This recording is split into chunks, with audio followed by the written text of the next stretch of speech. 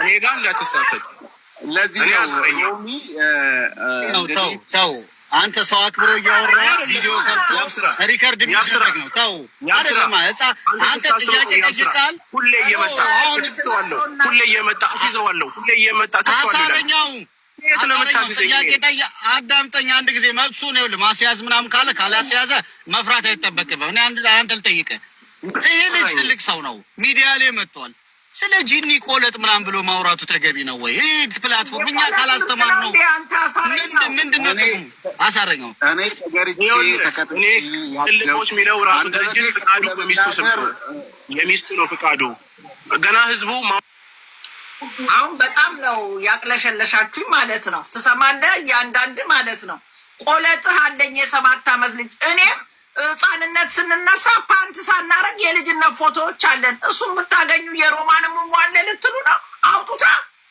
አውጡት እንዴ! ቆለጥ ካለ ቆለጥ ወሬ የላችሁም እንዴ? ወንድ ሴት ልጅ ስታሸማቀቁ ሙሟለኝ፣ ወንድ ልጅ ቆለጥ አለኝ አውጣ እንዴ! ጤነኛ ግን አይደላችሁም እንዴ? ኧረ ተው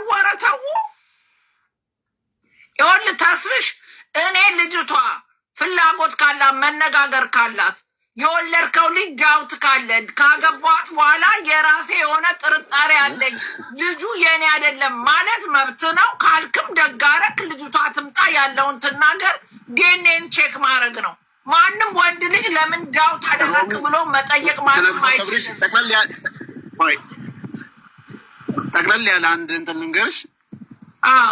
የቤተሰብ ጋብቻ የሚያሰለጥኑ እንትኖች አሉ እና 2015 ላይ እዛ ሄድን፣ ይሄ ጉዳይ እንደተፈጠረ ማለት ነው። እና እዛ ሄድና ጥያቄ ምንድነው ጊዜውን ከመጣች ነው እኔ ሌላው እንድትል ሚስጥሩን ማውረሽ ከመጣች ሌላው ለእሷም ህይወት ስለማስብ ግን ጥያቄ ያለኝ እንደዚህ ነው ብዬ እነዛ በቤተ ክርስቲያን እንትን የሚሉ አሉ፣ ቤተሰብ ጋብቻን እንትን የሚያማክሩ እና ይሄ ጉዳይ ስላለ ጥያቄ ይሄ ነው ብዬ ጥያቄን አቀረብኩ። ከዛን ይሄን ጥያቄ ምንድነው አንተ ሂድና እሷን እንጠይቃትና ከዛም በኋላ ለአንተ እናሳውቀሃለን አሉ። እንትን ሲሉ አማካሪዎች ባልና ሚስት ነው የሚያማክሩትና እሷ ለባለቤቴ ሚስጥሩን እንድትነግረው ከፈለግ ስልካቸው ስላለኝም ደውዬ ላሰማችሁ እችላለሁ። ባለቤቴ ጋር ይገናኙና አውርተው ሚስጥሩን ለአንተ ደግሞ እናሳውቃለን አሉ። እኔ የጠየቅኩት ጥያቄ አንድ ነገር አለ። የእሱ ቪዲዮን አሁን ዳውንሎድ አድርገው ልከውልኛል። እሱ ስሰጠው የነበረው ዲኤንኤ ትመርመርና ልወቅ የሚል ማለት ነው። ያንን ነው እዛ ያቀረብኩት። ስለዚህ ያ የቤተሰብ ጋብቻ የሚያማክሩት ሰዎች አንተ ሂድ እናሳውቃለን አሉኝ። ስጠብቅ ሳያሳውቁኝ ቀሩ። በዛው ቀረ። ይሄው 2 ዓመት ከ6 ወሩ። እሷም አውርታታም ጠይቃኝም አታውቅም። እነሱም ደውለው አላሳውቁኝም። ከዛ በፊት ግን ዴይሊ ይደውሉልኝ ነበር። 3 ቀን ሰጥተናል፣ 1 ሳምንት ሰጥተናል፣ ናና እስቲ ይሄን ነገር ጉዳይ አብራራ ምናምን ነገር እያሉኝ ማለት ነው።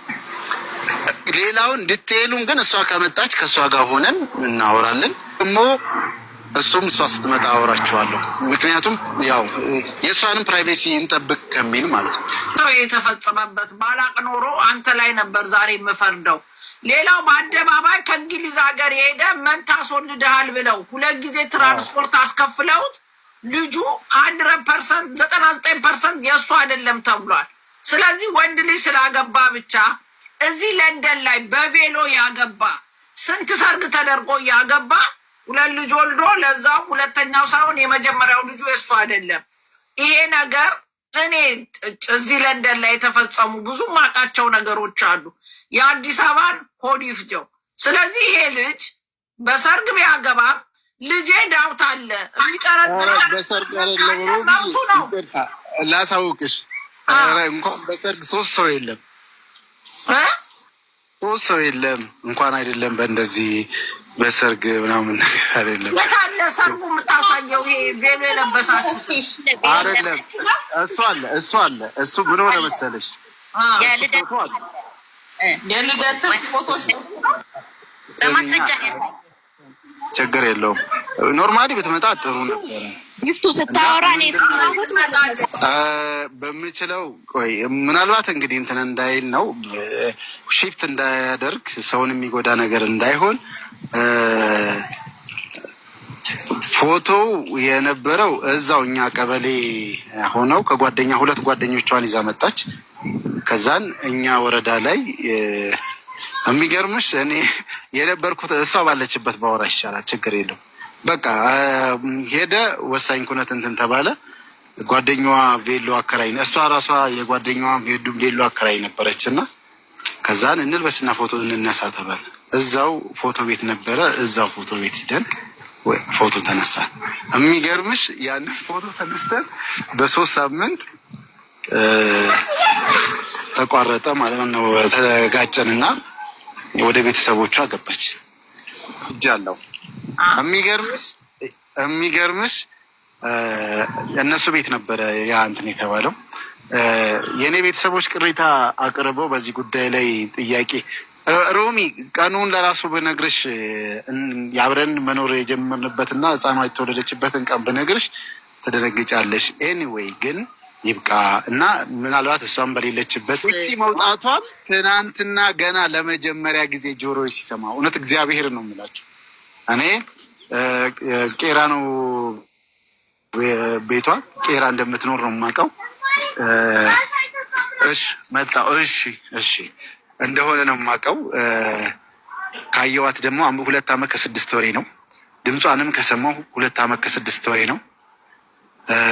እንግዲህ ይሄ ነው እንትን የምለው።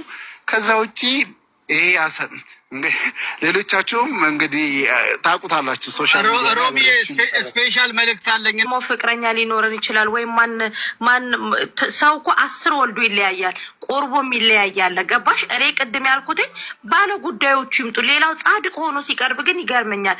የራሳችሁን ቀዳዳ ለመሸፈን የራሳችሁን እንትን ለማለት ሩጡ። የሆነ ሰው መልካም ስራ ሲሰራ ደካማ ጎኑን ፈልጋችሁ ተሯሩጣችሁ አታምጡ። የራሳችሁ ህይወት ያስጨንቃችሁ፣ ለውጣችሁ ላይ ስሩ። ከዛ በተረፈ ተስፍሽ ካጠፋ ከዚህ ካከበረው ህዝብ የሚሰጠው ምላሽ እንዴት ነው? እኛ እናቅበታለን። ለተስፍሽ ማን ነው የሚመልስለት? የሚያውቁት ያውቁታል እንጂ ለተስፍሽ ጥፋት አጥፍቶ የሚሸፈንለት ምናምን ሰው አይደለም። ጥፋት ካጠፋ የሚዳኘው ህዝብ ነው።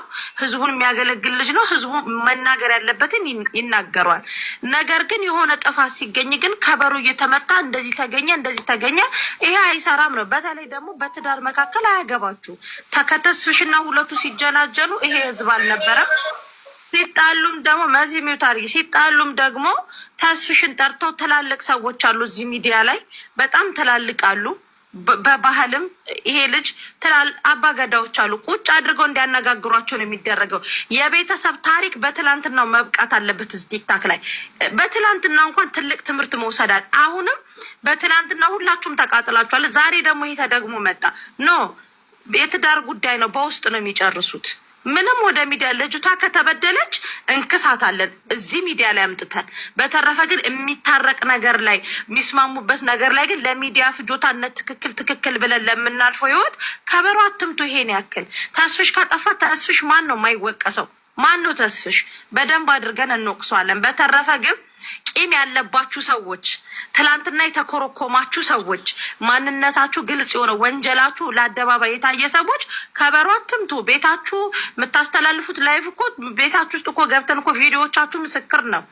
የአንዱ ፎቶ ዘቅዝቃችሁ ልጅ አይቀራችሁ እየዘቀዘቃችሁ ቪዲዮ የምትሰሩ ሰዎች ለሴት ልጅ ተጨንቃችሁ መጣችሁ እንዴ? አሰረኛው ማለት እኮ ቤት ውስጥ እኮ የኔን ልጅ ሳይቀርኩ ዘቅዝቃችሁ ቪዲዮ የሰራ ሰው